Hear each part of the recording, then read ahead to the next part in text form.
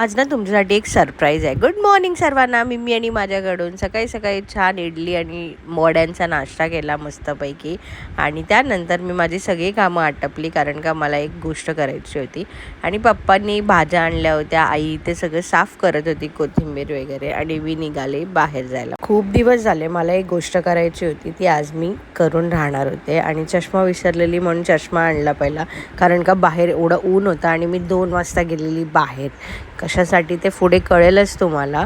आणि ना खूप जास्त मन करत होतं जी गोष्ट करायची होती, आणि ती करून आले. आणि यांचं रिॲक्शन बघा आधी, मग तुमचे रिॲक्शन मला कमेंटमध्ये सांगा. आता पहिला मम्मीचं रिॲक्शन बघा काय आहे ते. तिचं रिॲक्शन बघून तुम्हाला काय वाटतं ते मला सांगा. तिचं एकदमच रागवलेली, कोणालाच आवडलं नव्हतं हे. ॲक्च्युली मला पण नाही आवडलेलं, कारण का एवढं काय करायचं नव्हतं मला.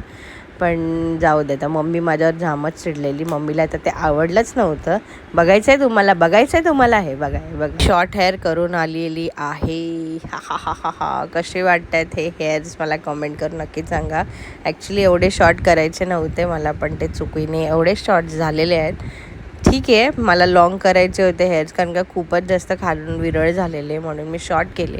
पण ते खूपच जास्त झाले. असो, तुम्ही मला कमेंट करून सांगा नक्कीच कसे वाटत आहेत हे हेअर कट मला.